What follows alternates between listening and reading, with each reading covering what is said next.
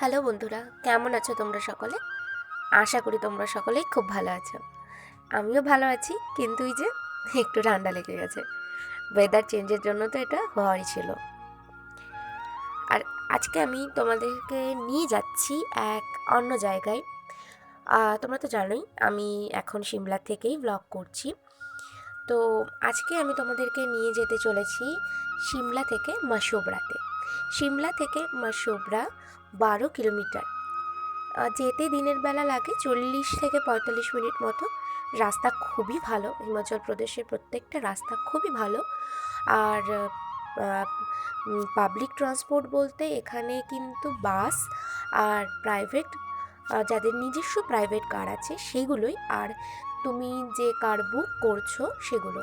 তো আমরা মাসোবরাতে গেছিলাম রিকের, মানে আমার হাজব্যান্ড রিক, ওর সরোবর হোটেলে জেনারেল ম্যানেজারের সাথে কিছু মিটিং ছিল, সেজন্য আমরা গেছিলাম। তো আমরা সিমলা থেকে মাসোবরা যাওয়া প্লাস 1 ঘন্টা মতো একটু ওয়েট করেছিল গাড়ি, যে নিয়ে গেছিলেন ড্রাইভার, আর দেন আবার আমাদেরকে সিমলাতে নিয়ে আসা। তো এতটুকু সময় আমাদের চার্জ করেছিল কিন্তু 1700 টাকা। জানি না বেশি না কম, তো আমাদের ঠিকঠাক মনে হয়েছিল, তো আমরা এনাকেই বুক করেছিলাম। আর তোমরা দেখতে পাচ্ছ এত সুন্দর বরফের মধ্যে দিয়ে আমরা যাচ্ছি, মানে বলার মতো না, এত সুন্দর। আমরা আসার 4-5 দিন আগে স্নোফল হয়েছিল, আর আমরা যখন ছিলাম তার মধ্যে আমাদের স্নোফল আমরা দেখতে পারিনি। দুর্ভাগ্য না সৌভাগ্য তা জানি না, কিন্তু যা দেখেছি তাই অনেক। কারণ বরফের মধ্যেও এটা অনেক সুন্দর, আর বরফ ছাড়াও এটা অনেক সুন্দর। তো আমরা পৌঁছে গেছি হোটেলে। তো আমরা জাস্ট ওয়েট করছিলাম। তো যেহেতু এটা অফিসিয়াল মিটিং, তো সেখানে আমার থাকাটা চলে না। তো জাস্ট আমরা একটু ওয়েট করেছিলাম। দেন উনি, যার জন্য আমরা ওয়েট করছিলাম, তিনি চলে এসেছিলেন। দেন আমি ওখান থেকে বেরিয়ে একটু বাইরের ভিউটাকে এনজয় করছিলাম। তো আমরা যে হোটেলে গেছিলাম, সরোবর হোটেল, এর পার ডে তোমাদেরকে চার্জটা বলে দিই, প্রচণ্ড মানে দাম, 18 থেকে 20 হাজার টাকা। তো এখানে জাস্ট আমরা অনলি ফর মিটিংস, তার জন্যই গেছিলাম। আর এখানে কিছু নতুন নতুন হোটেল তৈরিও হচ্ছিল, প্লাস অনেক হয়েও আছে। আর জায়গাটা কিন্তু খুবই সুন্দর, মানে খুবই সুন্দর। তো জাস্ট আমি বাইরের এসে একটু ভিউটাকে উপভোগ করছিলাম একা একা। এত সুন্দর পাহাড়ি জায়গা, এত সুন্দর গাছ, দূরে কোথাও পাহাড়ে পড়ে আছে অনেক বরফ, আর সাথে এত সুন্দর রোদ্দুর। সত্যি বরফ দেখাটাও সৌভাগ্য, আর এমনি এরকম রোদ্দুর দেখাটাও সৌভাগ্য। সুতরাং আমাদের কপালে যেটা ছিল সেটা নিয়েই আমরা অনেক বেশি খুশি।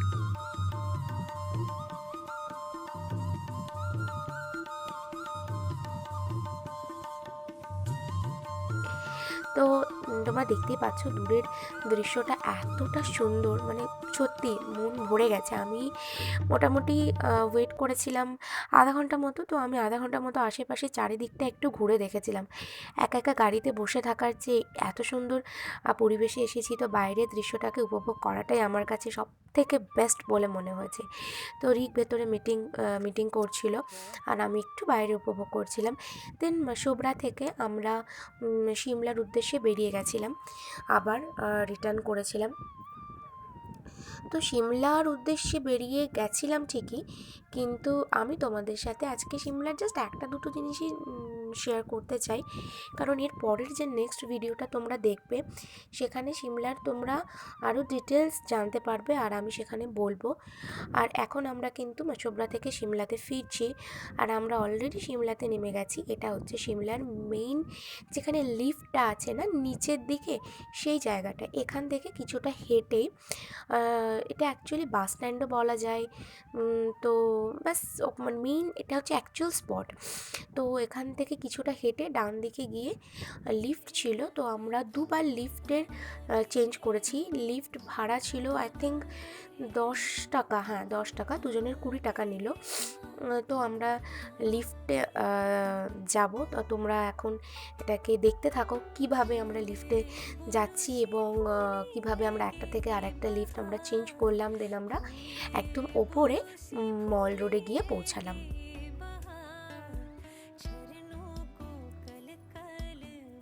সিমলাটা কিন্তু ইংরেজরা স্থাপন করে গেছিলো। এগুলো কিন্তু গুর্খা যুদ্ধের কিছুকাল পরে সিমলাটা কিন্তু তৈরি হয়। আর এর উচ্চতা যদি বলো তো উচ্চতা কিন্তু এর ৭,১১৬ ফুট।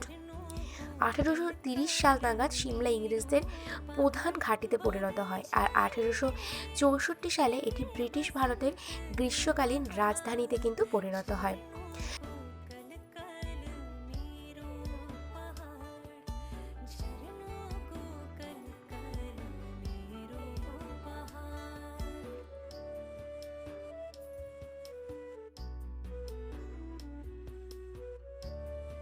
যাই হোক, ১৮৯৮ সালে দিল্লির অম্বালা কালকা রেলওয়ে কোম্পানি কিন্তু ২ ফুট গ্যারেজে এই যে সিমলার রেল পথটি আছে সেটা কিন্তু তৈরি করেছিল। তো যাই হোক, রেল লাইন নিয়ে আজকে তোমাদের সাথে আলোচনা করব না, কারণ এরপরে রেল লাইন নিয়ে বা রেলপথ নিয়ে আলোচনা করার জন্য নেক্সট ভিডিওগুলো তোমরা দেখো, কারণ সেখানে রেল লাইন নিয়ে অনেক তথ্য তোমাদের সাথে শেয়ার করব, সাথে ভিডিও। তো এখন জাস্ট আমরা একটা লিফট থেকে নেমে আমরা আর একটা লিফটের দিকে যাচ্ছি। আর জাস্ট ওই যে বললাম, দুটো লিফট ক্রস করতে হবে, মানে চেঞ্জ করতে হবে, ব্যাস। সিমলার যেটা কিন্তু মেন সেটা হচ্ছে গির্জা। সিমলাতে যে গির্জাটা আছে, হ্যাঁ, সেটা কিন্তু আমাদের ভারতের প্রাচীন দ্বিতীয় গির্জা হিসেবে কিন্তু জানা যায়। মানে যত প্রাচীন গির্জা আছে তার মধ্যে কিন্তু দ্বিতীয় নম্বর স্থান অধিপত্য করেছে সিমলার এই গির্জাটি। আর এটি কিন্তু তৈরি হয়েছিল ১৮৪৪ সালে।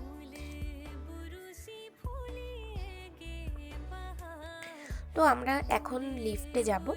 লিফটে গিয়ে মানে লিফটে অলরেডি আমরা দ্বিতীয় নম্বর লিফটে চলে এসেছি। আর এবার আমরা মেন যে মল রোডটা সেখানে কিন্তু যাব। অ্যাকচুয়ালি বেসিক্যালি এটাকে মল রোড কেন বলে বলো তো? কারণ এর চারিদিকে অনেক রকমের অনেক কিছুর দোকানপাট বসে আছে। যেমন ধরো জামা কাপড়, খেলনা, ঘর সাজানোর জিনিস, আর খাবার দাবার জিনিস। আর এখানে কিন্তু অনেক হোটেলসও রয়েছে। তো তোমরা যারা এখানে থাকতে চাও একদম মল রোডের কাছে, তারা কিন্তু এখানে থাকতে পারো। আমি জানি না এখানের প্রাইসগুলো কেমন পার নাইট, বাট আমার না এত কনজেস্টেড জায়গার মধ্যে না ভালো লাগে না। একটু এত সুন্দর প্রাকৃতিক পরিবেশে সুন্দর দৃশ্যের মধ্যে গেছি, তো একটু না দৃশ্যগুলোকে উপভোগ করা উচিত। সেজন্য একটু নিরিবিলি জায়গাটা থাকাটাই বেশি ভালো লাগে। আর এই যে লিফট থেকে বেরিয়েই যে এই জায়গাটা তোমরা দেখছো, বড় এই যে বিল্ডিং, এর সামনে কিন্তু অনেক লোক দাঁড়িয়েছিলেন, যারা ট্যাক্সি ড্রাইভার, যারা তোমাদের সিমলা থেকে কুফরি নিয়ে যাবার জন্য হয় না, এগিয়ে আসে, নিজেদের কার্ড দেয়, কত কি প্রাইস লাগবে কুফরিতে তারা নিয়ে যাবে নিয়ে আসবে। তো এই রকম অনেক লোকজন তোমরা পেয়ে যাবে ঘোরার জন্য। আর সাথে যাদের তোমাদের বেবি আছে তাদের কিন্তু অনেক অসুবিধা হয় পাহাড় চড়তে বেবিদেরকে নিয়ে। তারা বাচ্চারা হাঁটতে চায় না, আর তোমরা নিজেরাও কোলে করে বাচ্চাদেরকে ওপরে ওঠানো মানে ভীষণ একটা কষ্টের কাজ, কারণ হাঁপানি হয়। তো এখানে যে বেবিদের কি বলে আমি জানি না জিনিসটাকে, আমি বলবো তো গাড়ি, ছোটোখাটো যে বেবিদেরকে বসিয়ে নিয়ে এরকম ঠেলতে থাকে, ওই জিনিসগুলো এখানে দেখছিলাম। কাউকে বার্গেনিংও করতে দেখছিলাম যে ঘন্টায় ২০০ টাকা বা ২ ঘন্টায় ২০০ টাকা, এরকম কিছু আমি শুনেছিলাম। যেটুকু আমি শুনলাম সেটুকু আমি তোমাদের সাথে শেয়ার করলাম। আর এখানে তোমরা যদি বার্গেনিং করতে চাও তো সব কিছুর না একটা প্রাইস দেওয়া আছে, ফিক্সড প্রাইস। তো হয় সেই হিসেবে নিতে হবে, না আদারওয়াইজ বার্গেনিং অবশ্যই হয়। তো আমরা এখান থেকে জিনিসপত্র হালকা ফুলকা কিনেছিলাম, বাট আজকে কিনিনি, কিনেছিলাম মানে এই নেক্সট ভিডিও যেদিন আসবে তোমরা সেই ভিডিওটাতে দেখতে পারবে।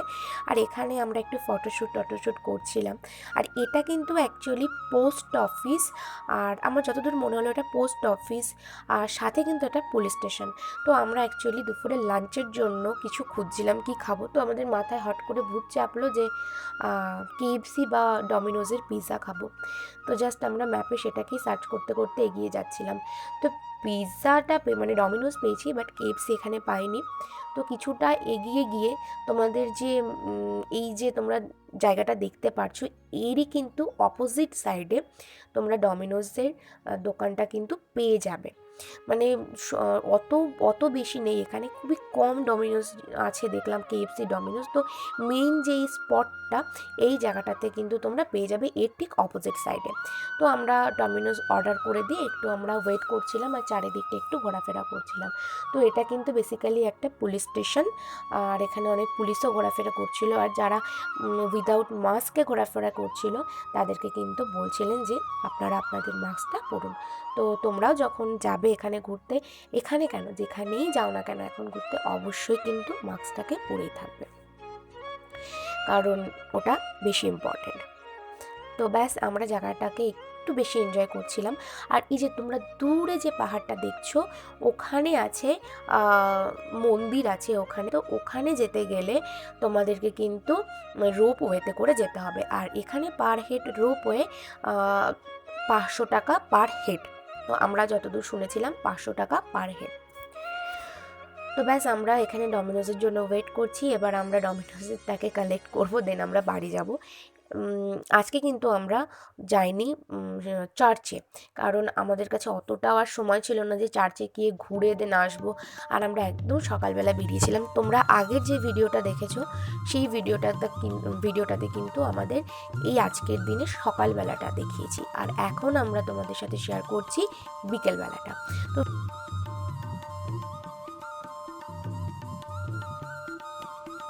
আগের ভিডিওটা যদি তোমরা না দেখে থাকো, আমি এখানে আই বাটনে ভিডিওটার লিঙ্ক দিয়ে দেবো, তোমরা প্লিজ একবার চেক করে নিও। আই হোপ কি তোমাদের ভালো লাগবে।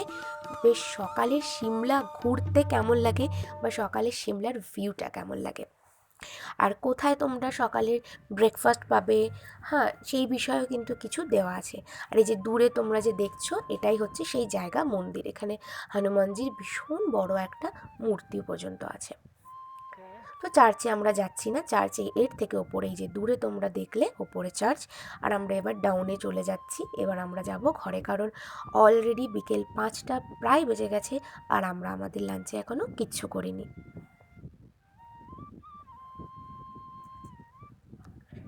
তো চলো আগে ঘরে যাওয়া যাক, তার সাথে একটু লাঞ্চটা করে নিই, কারণ বড্ড খিদে পেয়ে গেছে।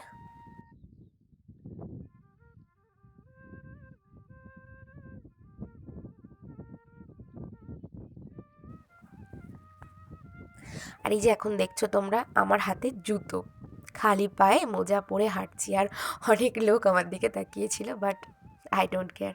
কেন জুতো হাতে নিয়ে চলছি এইবার দেখো।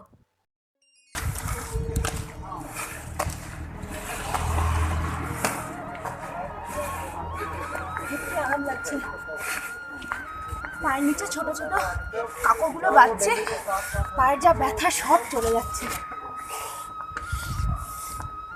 ন্যাচারাল ফুট মাসাজ হয়ে যাচ্ছে তোমার। একদম natural fit massage, foot massage. আমার কথা হচ্ছে, আমার পা আমার ক্যান্সেল জুতো, ক্যান্সেল। আমি পরবো না খালি পায়ে হাঁটবো, it's totally my choice. So I am so happy for.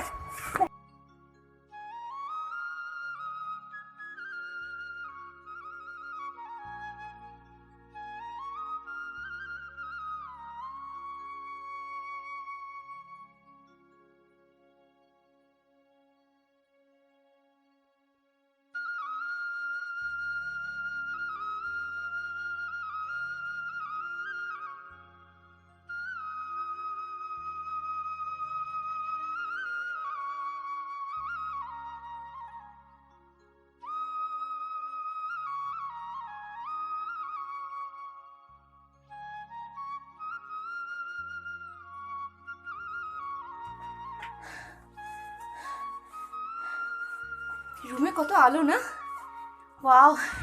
তো আমরা এই জাস্ট রুমে পৌঁছলাম, আর কত আলো। আর এটা আই থিঙ্ক পশ্চিম দিক, এইটা হচ্ছে পশ্চিম দিক, আর আমাদের রুমের মুখটা পশ্চিম দিকে। কত আলো, আর আমরা ভীষণ ক্লান্ত, এই মল্লট ফল্লট ঘুরে আসলাম, বাট আজকে চার্চে যাইনি। চার্চটা হয় রাত্রেবেলা যাবো, না হলে কালকে যাব। আর এখন প্রচণ্ড খিদে পেয়েছে, 5:30 বেজে গেছে। তার আগে লাঞ্চটা করে নিই, ডমিনোস থেকে নিয়ে এসেছি। তো চলো ফটাফট আগে ফ্রেশ হয়ে লাঞ্চটা করে নিই। ফ্রেশ হয়ে গেছে তুমি? আমি যাচ্ছি, হাতটা ধুয়ে নিচ্ছি। তুমি না এই জামা কাপড়গুলো একটু হাঁটিয়ে দাও, আমি তখন একটু ফ্রেশ হয়েছি ফটাফট। কোনো ল্যাপটপ ফ্যাপটপ ধরো না এখন। আর এখন আমরা ঘরেতে চলেই এসেছি, তোমরা দেখলে। আর এত সুন্দর ঘরে রোদ্দুর আসছে, ভীষণ ভালো লাগছে। আর আমরা জাস্ট এখন লাঞ্চটা করে নেব, তো তারই প্রিপারেশন চলছে। আর আমি এখানে না একটু টাওয়ালটাকে বিছিয়ে নিলাম, কারণ বেডে পড়বে খেতে গেলে। তো জাস্ট আমরা খাবার দাবারটাকে বের করে নিয়ে খাবার দাবারটাকে একটু এনজয় করে নিই। আর অলরেডি ঠান্ডা হয়েই গেছে, কারণ এমনিতেই এত ঠান্ডার এতটা পথ আমরা এসেছি, তো ঠান্ডা তো হওয়ারই ছিল, বাট কিছু করার নেই। তো ব্যাস আমরা জাস্ট খাবারটাকে খেয়ে নিই। আর আই হোপ কি তোমাদের এই ভিডিওটা ভালো লেগেছে। আর এর পরবর্তী ভিডিওটাতে তোমাদের সাথে মল রোডের আরও অনেক কিছু শেয়ার করব, কারণ কালকে বিকেলবেলা যাব মল রোডে, কারণ আজকে আর হয়ে উঠলো না মল রোডে যাওয়াটা। তো কালকে বিকেল হচ্ছে দুপুর বা বিকেল সব থেকে বেস্ট টাইম। তো তখন আমরা মল রোডে গিয়ে অনেকটা সময় কাটাবো, আর সাথে তোমাদেরকেও সঙ্গে নিয়ে যাব।